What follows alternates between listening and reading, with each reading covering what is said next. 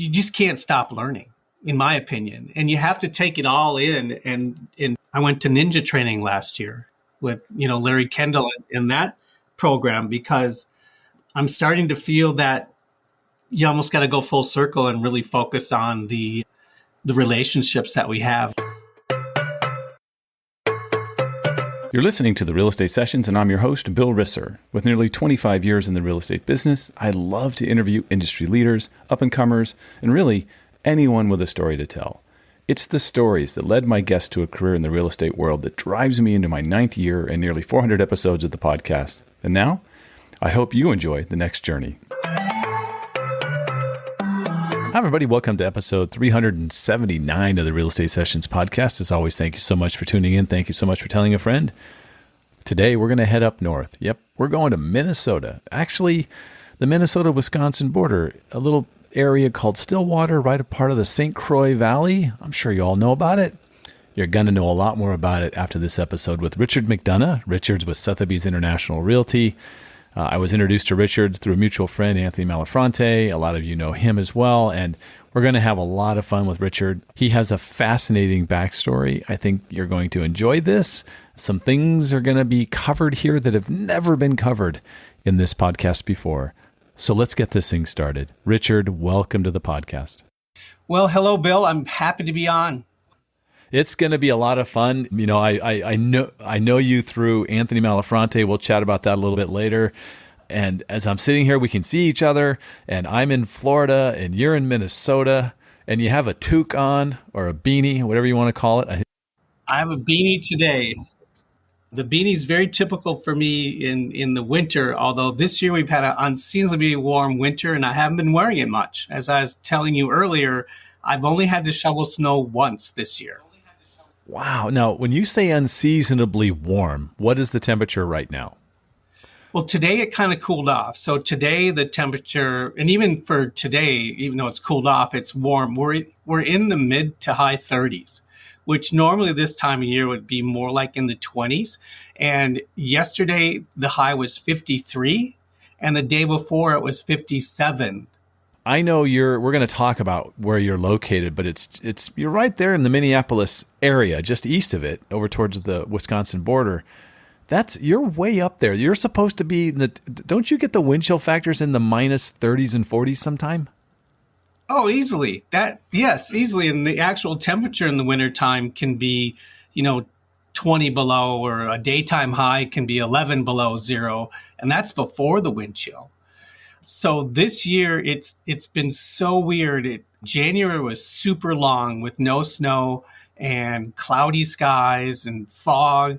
It's really, really strange. So it's really messed up a lot of local businesses, and it's weird.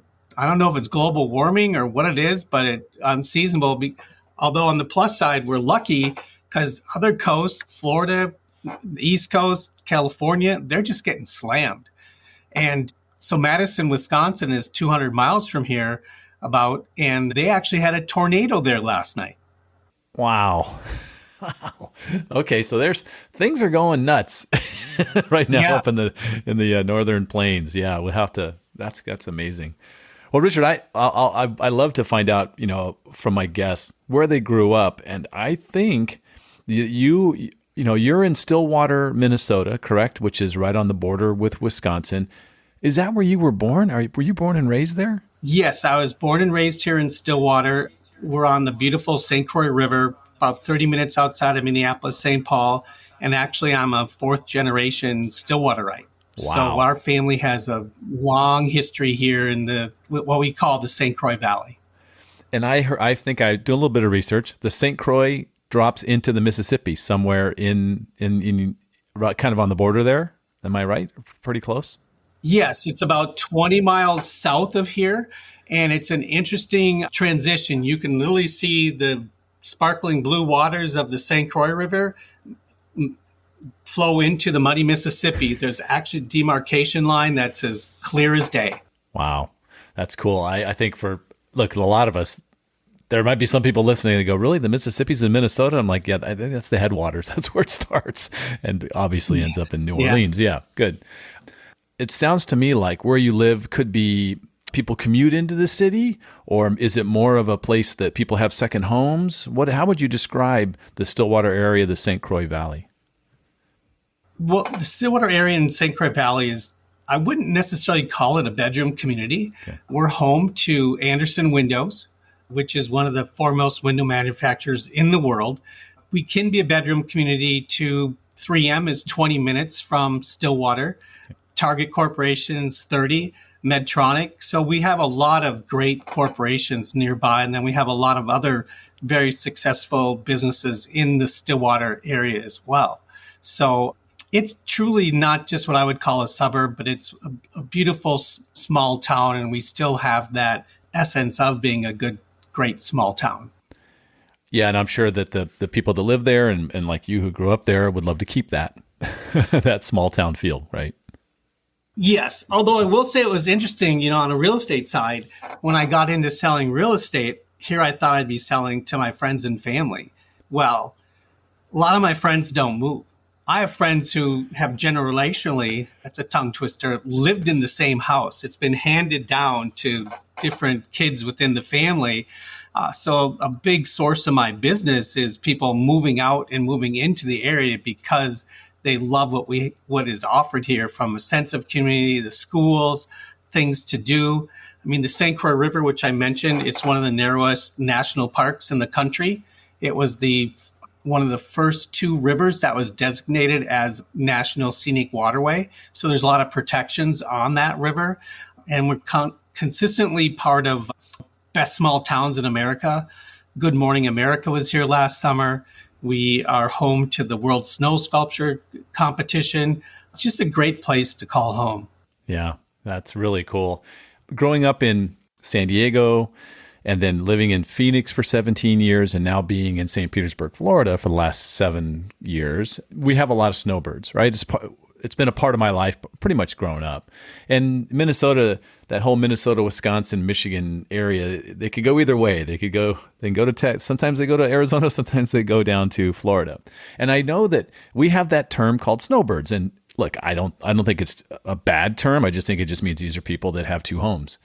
Is there a reverse for that? Are there people who actually they're where they grew up and where they live is where it's hot or steamy, and they're escaping up to your way? Yeah. First of all, is there a name for them? And you must work with those sorts of clients. I'm starting to work more and more with them, but we really don't.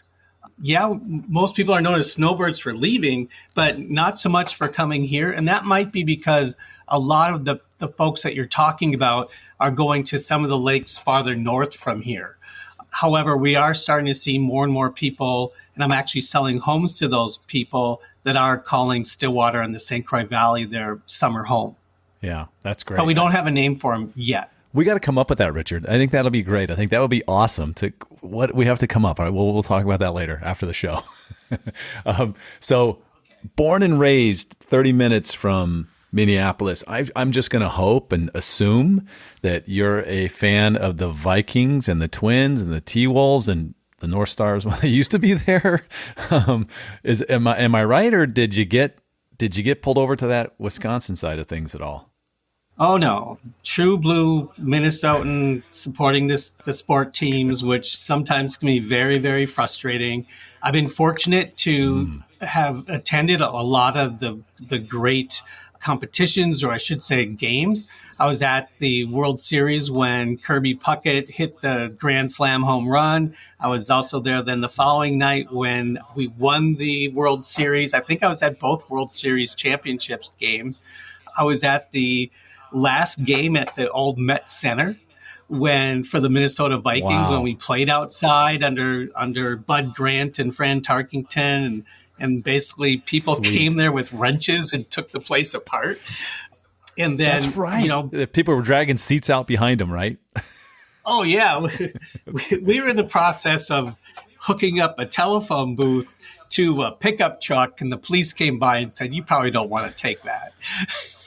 That's But awesome. So and then you of just course quietly unhooked it and moved on, right? we just backed away and walked away. Yes, yes, very much There you so. go. But Good, good. and again, there are times when it's been very frustrating to be a Minnesota sports fan. We've been so close so many times, especially with the Vikings and even with the Timberwolves. But our time will come. I'm sure the Detroit Lions are feeling that a little bit this year, but I think our time will come. And it's great to see all the people get behind our sports teams and so on. And I mean, we've never won the Stanley Cup, and here we are, the state of hockey.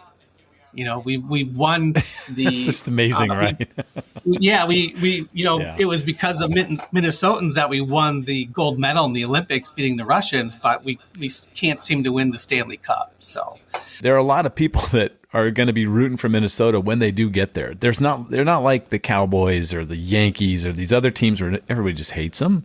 Yeah, there's going to be a ton of support nationwide, right? So you'll have a lot of love. I think that's going to be a big piece of it. So yeah, and I'll tell you what, I can't imagine what it's been like growing up with the division you're in football, where it's Packers, okay, Lions, okay, whatever, but Bears as well. I mean that black and blue, right? That had to be a brutal, a brutal yes. division to be a part of over the years. And it still is. I mean, those are Yeah, hardcore rivalries in all of sports. I mean, it's yeah, just amazing. And then, of course, I was fortunate enough to be. I can remember the purple people eaters, and I mean, those guys didn't have bench heaters. They didn't have. Bud Grant made those guys stand out there in the freezing cold. I mean, it was yeah. hardcore football back then. And but yes, those rivalries are still today as I'll say as fresh as ever. All right, that's cool. All right, well, we got to talk about real estate a little bit, so I'm going to move off of Yeah. this because I could sit here for the next 2 hours Yes. and we talk sports. But so you head off to college. I think if I remember right from my research, you actually crossed over the state line. You went to school over in Wisconsin. Do I have that right? Yes. Oh, I had a little bit more of an unusual trajectory through college. I did the 8-year plan. And that was due to I was a competitive freestyle skier in high school, and then I went left school to ski a couple winters, and then I left school and I started working on, which also began my first career after college, and that was working in the luxury yacht industry. Wait a minute, Richard. I can't believe I've had lunch with you. I've had a couple of meetings. We've sat down and chatted. Competitive freestyle skier. First of all, I'm going to try to do my best to define what freestyle skiing is. It's crazy people doing flips and stuff off of moguls and just going nuts off ramps and stuff. Is that what I'm thinking about for freestyle? Yes, How many surgeries have you had, Richard? none. Wow. I, Okay. I Awesome. I dislocated a shoulder and I bruised a sternum. That's the extent of my Okay. injuries. How was it that shoulder going back in? Did that feel good? That yeah, it's still I after that, and it was at a national competition in Copper Mountain. After that fall, and I made the highlight reel though. By the way, after that fall, I've Oh. never been able to throw a baseball the same. Do you still ski recreationally today? Oh yeah, I do. I do. It was actually interesting when I was working on the luxury yachts. There was like a 10-year period where I didn't ski at all. And then a friend of mine got me back into it. And so I do go. I haven't gone in a year or so, but it's kind of like riding a bike. And the funny thing is it's one of those things where I never tell anybody I'm a good skier. And and people, I had this one friend ask me to go meet him out west. And I think after he asked me, he didn't think I'd go. And then he's going, God, can this person even ski? And then I get out there, I go, okay, we're going to go. And then the next thing we're out there shredding. And I know you golf a lot. It's like all of a sudden having this guy come golfing with you and you have no idea he's a scratch golfer. So, but Right. I guess even though I won a lot of trophies and a lot of competitions, one of my best highlights in my skiing was we were doing some what is called cat skiing, where a snowcat takes you up and you're powder skiing. And when a snowcat, because everyone's always trying to, impress the snowcat guides, people that are guiding you. And Yeah. when a guide tells you you're a good skier, I think that's a nice feather in your cap. Wow. So I just a couple questions. Yes. I got to the low intermediate level of a skier maybe in my career before my wife blew her knee out in Bryan Head, Utah, and that Yes. just ended it for all of us. This is going back to the 80s, Hmm. where I could get down anything, but I was going to go side to side, all the way to one end to the other if it was really steep. But then when it got a Hmm. little less steep, I could function and do all right. You're telling Hmm. me, like, if I took you to a place where you had to drop in 10 feet before you really even hit snow, you're like, yeah, no problem. I'm just going to drop in. I'm going to go do this thing. No big deal? No big deal. Even at Okay. my older age, no big Wow. deal. Yeah. That's awesome. Okay. Well, that's very cool. And so now yachts. So I worked on privately owned luxury yachts in the, basically I was on the East Coast and Bahamas, and I worked for one family that we'd actually would bring the boat up the Mississippi River back here to Stillwater. Wow. And then you did that for 10 years. I did that for 10 years. Yes. There are yachts here. I walk by them every Yeah. morning, and there's one called the Debbie Lou that's massive. It must be 4 floors, I'm guessing, because Oh, one's sure. below water, Yeah. and then you can see the other 3 up above. And so you had your own quarters. You lived on the boat, Yes. yacht. I shouldn't say boat. Yes. And you helped. Was there a chef on the boat as well? And is it really? Yes. How big was the crew? So the largest yacht I worked on was 125 feet. We had a crew of 6. So we had a chef, a captain. I was the first mate, so I was right below. And then we had an engineer, and then we would have a stewardess. So, and the engineer took care of all the mechanical, of course, the chef, captain, myself, and the stewardess. And we would help out each other, especially when we had guests on board. I would help out with the stewardess and even the engineer, making sure the guests, they're attended to and so on. I did not work on many charter boats. I only worked on one boat that was in charter, and we did not charter that much. That's a whole different ball game. I preferred to work for, families, old money per se, because they would treat us a lot better. Is that family still around in Stillwater? The family that you worked for? I imagine someone's still there. Yes, they are. It's kind of an interesting story. I didn't get the job because of my father, but my father was also general counsel for this family. And it was the Hubbard family, and they developed satellite television. And they're celebrating Wow. they're celebrating 100 years in broadcasting this year. So it's a Oh quite my gosh. interesting family. And then I'm kind of holding out, but I worked for 2 years for someone that was in the construction business in New York City. And you can take that for what it's worth. Oh, Nelly. Okay. We will leave that for another show. Okay. We'll talk later. All right. So somehow the world of luxury and yachting and all this great stuff is going to transition into real estate. Yes. How's that happen? So I was getting to the point where even though I had my captain's license and I'd been working on these boats, I didn't see that as being a long-term career path for me because it's a great occupation, but your life is definitely not your own in that situation. It's changed a lot now where there's a lot more, you'd be 3 months on a boat and 3 months off.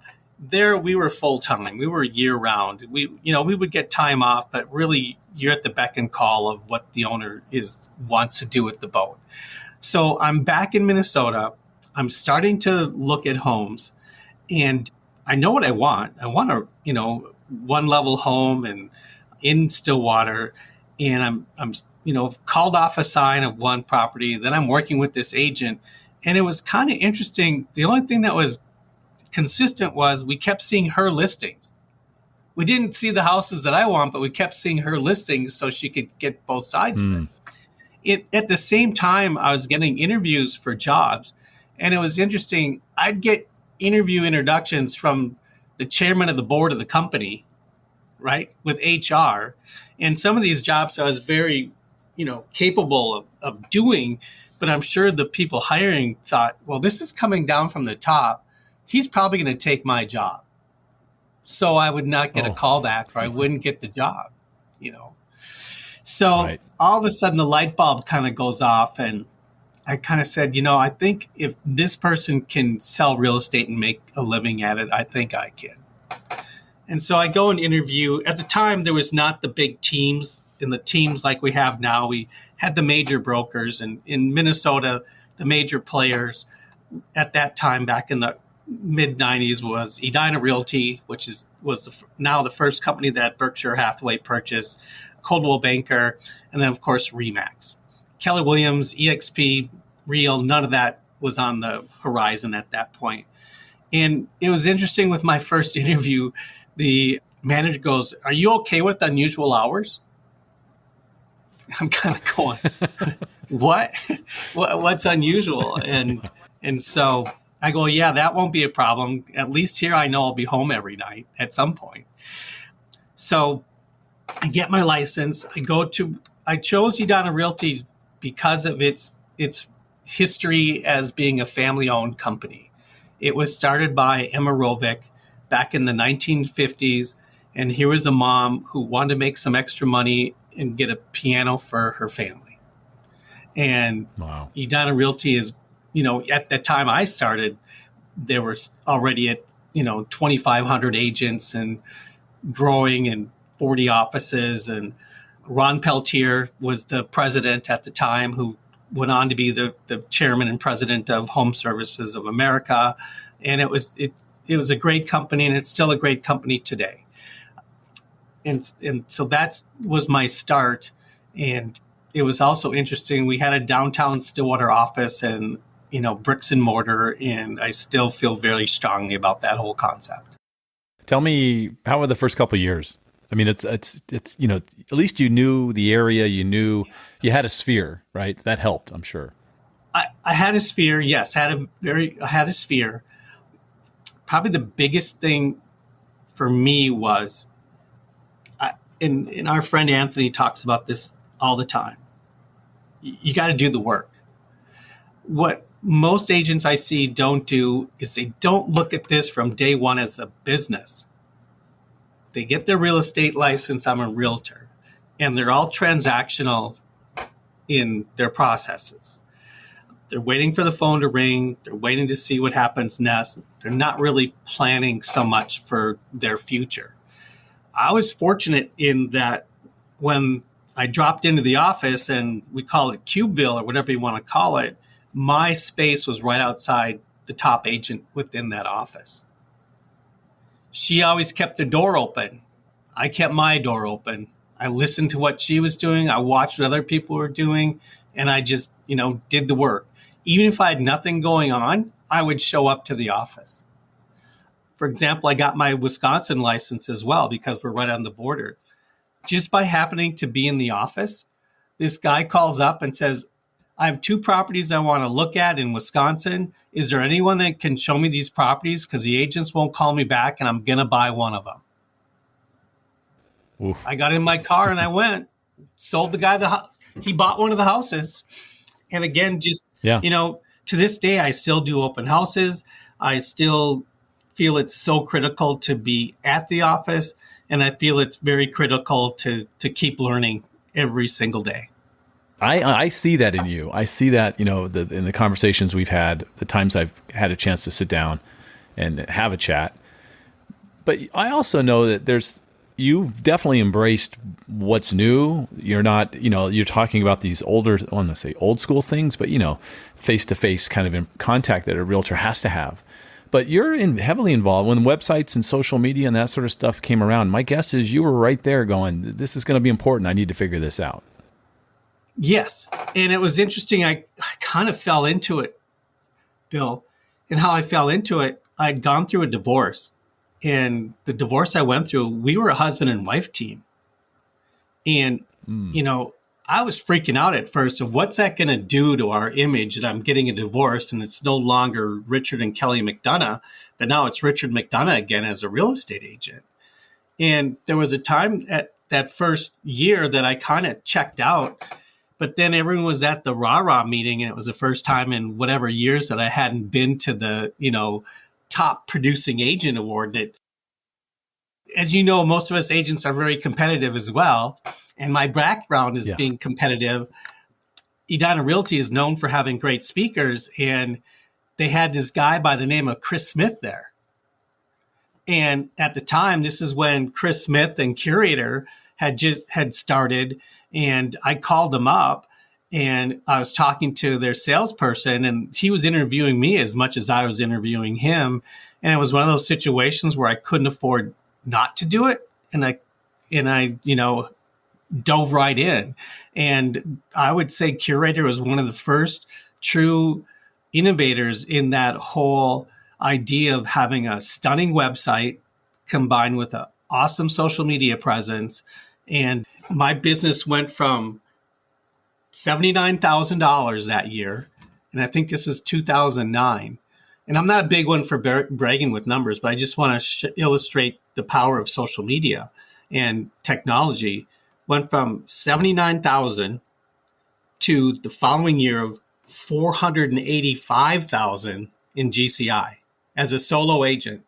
Wow. And that doesn't include wow the extra stuff I had to give away because I couldn't handle it all. Because that's when, we were like shooting fish in a barrel, because we had landing pages. We had I was with Follow Up Boss, I think I've been with Follow Up Boss 10 years, and they've been around for maybe 11 or 12. But it was just a great platform, and that's where I met Anthony. And because of that growth, the next year I spoke at their excellence event, and then meeting other people like Judy Weiniger, Katie Lance, now moving forward, Phil M. Jones, and even to Ryan Serhant, John Sheplack. You just can't stop learning, in my opinion. And you have to take it all in and do what works, even to the point of, in some respects, going full circle now.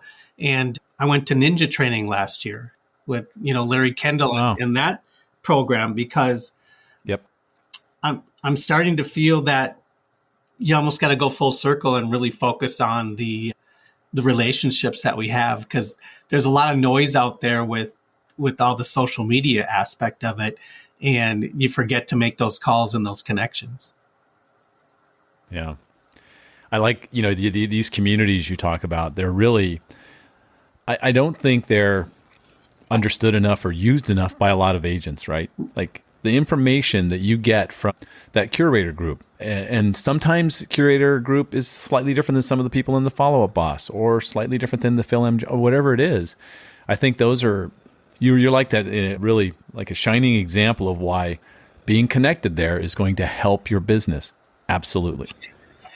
Yeah, so much. I mean, because I oftentimes, and I think it's getting better, but because of the competitive nature, which in my opinion, I've always felt that there's enough business for everyone in any and all markets.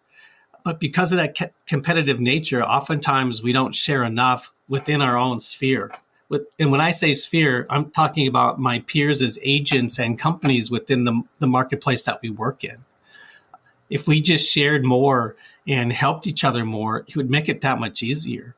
I mean, part of our inventory problem is our own fault, because agents who are transactional are saying, yeah, we have nothing to sell. And so they don't, have the proper speech. And not that it's a sales speech, but really talking about how the market is. Because right now we have an inventory problem, not because of interest rates, it's because we don't have enough properties to sell. It seems to me, especially in your world, and that's what you do, is you educate and you help and you commiserate and you do all kinds of different things with your customers. Mm-hmm. Having the right thing to say at the right time is invaluable. And then the other thing I've noticed, and I'm very guilty of this, the follow-up after the sale. There's a big lack of follow-up after the sale. And again, I said I'm guilty of this.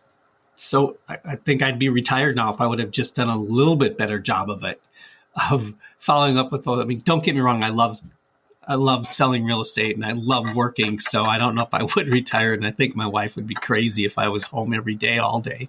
But anyway, it's interesting how after the sale, we do not follow up like we should and stay in touch with our clients like we should. And we feel that they're just going to use us again because we did such a phenomenal job the last time. Well, that leads to a question, Richard. What percentage of your business today is referral repeat, right? Versus, lead generation that's going on with the sources you use? I've been looking at that a lot lately, and it's a lot more than I realized. And that's where I need to focus more. I'd say it's probably a good 60% of my business, maybe even 70, is referral or repeat business. And then the other 30 is lead generation. And in some respects, it's due to having a quality website and spending the time and energy, with having a Google presence. I've been really thinking a lot about this lately, and I'd love to hear your opinion on this too. And although we're going to see a big shift with homes.com, I hear they've spent ungodly amount of money coming up for the Super Bowl and all these events. And they've really turned into a big player in the search aspect of it. But at this point, my 2 cents is people search for homes on Zillow and they search for agents on Google. I would completely agree with you, right? I think the lack of energy that agents are putting into that Google business profile, which is like the holy grail of everything you're doing for search, it's got to start there. And that leads to a lot of other places, right? Because now, especially in a smaller market like you're in, I would call it smaller. I think that's fair. Mm-hmm. Those local service ads, if they're there and when they get there, that kind of stuff is going to matter. And I know that that's all being, you have tools that are helping you get to those places.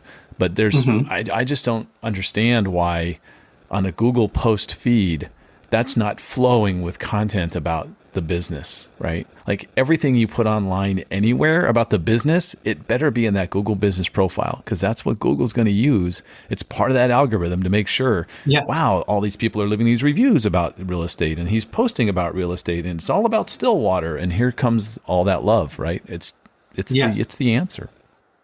It's so true. If you're posting something and you have to be careful. It's not the same as, that's where you have to be so careful today.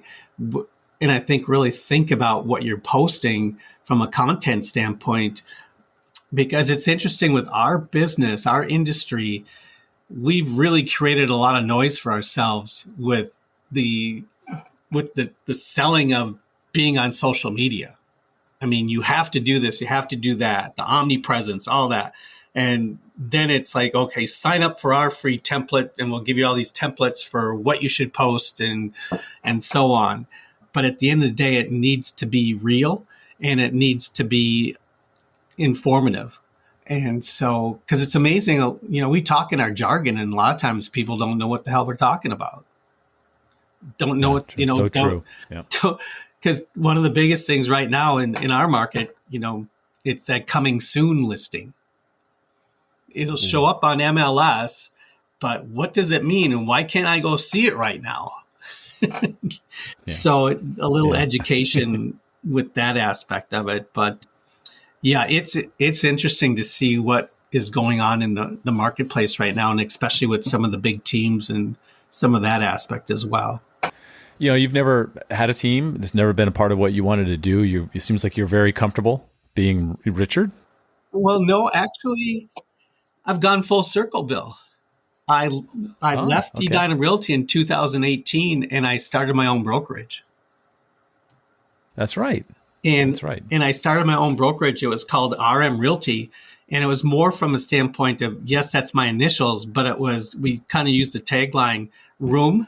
RM is the abbreviation for room. So room to buy, room to sell, room for information. And I had a Main Street bricks and mortar business in downtown Stillwater. Love being downtown Stillwater. Love being part of the community. That's very, very important to me. It was amazing. The walk-ins that we would get, and we still do. I mean, I think we did like $2 million worth of walk-ins. Just people walk in and we want to buy a house in Stillwater. And then I had a cross transaction with an agent with our local Lake Sothebys affiliate. And he mentioned to the powers that be about me. And then they started talking to me. And the next thing you know, they made me an offer for my brokerage. And it was kind of, it was one of those things where I hadn't really thought about selling it, but the recruitment thing that's a hard, never ending process. And when I talk to them more and more, and I love being an agent and learning about that Sothebys brand was amazing. And so we came to terms. They wanted to move. They were on the western suburbs of the Twin Cities. They wanted to move to the east side where there is a lot of luxury properties. But, again, luxury is not a price point. It's kind of an experience, as we know. And so we came to terms, and I went from being a broker owner back to an agent again. And I'm loving it. And I really underestimated the power of that brand, Sothebys International Realty. And then the addition to that is Sothebys, the auction house. I get a much different vibe when I had some of my card and it says Sothebys on it than I ever did with the Edina Realty or RM Realty. I mean, people kind of go, oh, it's a little bit of an aha moment. And I was really surprised about that. I was not prepared for it, quite frankly. So Richard, I know you're a techie guy. And so I have to ask the question, are you exploring that brave new world of AI? Are you using some of those tools out there? Most definitely. I'm loving AI. I've actually been using it for, I'll say, the last 4 years, because I also now, one of my tech partners is Ylopo. And as you probably know, Ylopo for the last 4 years has Raya, which has been an AI text communication assistant for us as agents with new leads coming in and so forth. It just went live literally a week ago. I now am part of their AI voice. And their AI voice is amazing as far as following up with leads, because I'm guilty of it too. We do not follow up with our leads enough via phone and just staying in touch with our folks. So the AI voice, I just is going to see as being a game changer. That could be a podcast in itself. Just, it's amazing. You cannot tell that this is a digital person on the other end of the phone. You cannot tell, not at all. And then one step further, AI with ChatGPT. I've been using that for months. I've been a ChatGPT Plus subscriber from day one. And, that's made my life so much easier from a standpoint of, writer's block, copyright, and all that thing. I will share this though, because I'll just put in there, this is what I want to say, put it out there. And then it, gives it back to you. And then I'll give it to, I'll have my wife and or office manager look it over. And they go, this is great, but you need to dumb it down, Richard, because that really doesn't sound like you. Said in a loving way. It's said in a loving way, I'm sure. It was. They go, and I'm not. I took the critique, and they were correct. It didn't sound like me, but it does really, really help as far as making things flow a lot better and hit the top points that you want to, and also include things like SEO, or you take one, okay, I want this post to be for Instagram, I want this post to be for Facebook, and I want this post to be for LinkedIn. And those are all three different platforms, but it's basically the same message, just tailored for those three platforms. And it just helps immensely from that standpoint. I wrote one the other day where they even added emojis and all that for you. So I can't say enough about, how it has helped me from being now a solo agent to be that much more productive and getting through things quicker and making it, my business that much better.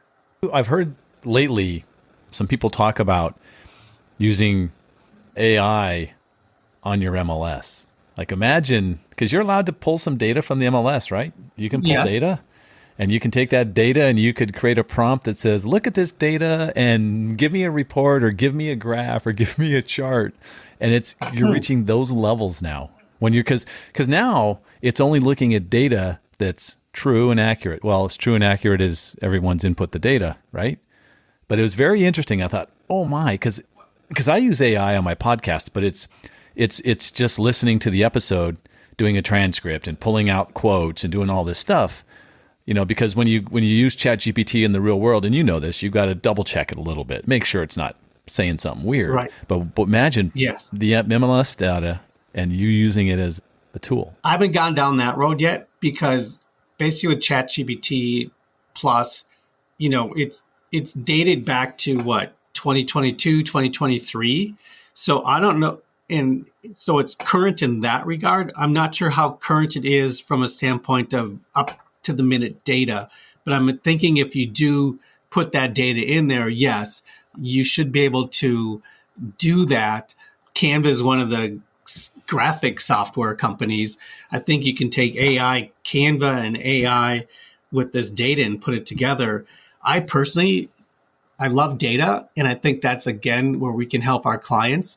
I use Altos Research, and, I use their reports, and they have the graphs and everything right there. So, yeah, that's what I've been using from that standpoint to be much more accurate, aside from what the MLSs give you for, especially in our area. It encompasses a 13-county metropolitan area, which is western Wisconsin. It's a big area when you think of 13 counties here in the Midwest. But then we have micro markets within that, as you can imagine. Right. The price point on the western suburbs is a lot different than the price point up here in the St. Croix Valley. Well, look, Richard, this has been fun. This has been great. I'm going to ask you the same final question I've asked everyone. I think you know the question. It's, what one piece of advice would you give a new agent just getting started? To really treat this as your own business. Think of it from a standpoint that you just bought a Subway franchise and you need to keep the doors open. Very rarely assumed or followed that it's a business. I think, that's so critical in thinking about even long term. You have built this database of people who like and know and trust and love you. And somewhere down the road, you said you didn't want to, give up working, but maybe you just work with these 10, but maybe you find somebody to help you with the rest. And it turns into annuity, right? Exactly. Like you just have this passive income just flowing to you. And that's the great thing about this business. It can be that so easily. The entry to real estate is way too easy. And that's why I didn't tell you this, but when I was in high school, I was a garbage man for 5 years. I collected garbage. I worked on the back of the truck. Before school. This is high school into college, in the summertime. And to this day, I tell people I got more respect being the garbage man than I do today being a real estate agent. On that note, Richard, Sad, but true. I'm going to ask you, how if someone wants to reach out to you and compare garbage men and realtors, what's the best way for them to get in touch with you? The best way to get in touch with me is either through any of the social media platforms, which would be Facebook or Instagram. My email is richard.mcdonough@lakesmn.com, or my website, richardmcdonough.com. And I'm, if you're an agent, you're out there working, happy to help. And I think, it does take a village, and it takes all of us to make our business and our industry that much better. Richard, this has been a blast. I really thank you for your time today. You're welcome. We are going to talk a whole lot more about skiing. Yeah. That is unbelievable. And I can't wait to sit in a room with you again and have another conversation. Thanks so much. You're welcome, Bill. I really enjoyed this too. And you have a great day. Thank you for listening to the Real Estate Sessions. Please head over to ratethispodcast.com/RE sessions to leave a review or a rating, and subscribe to the Real Estate Sessions podcast at your favorite podcast listening app.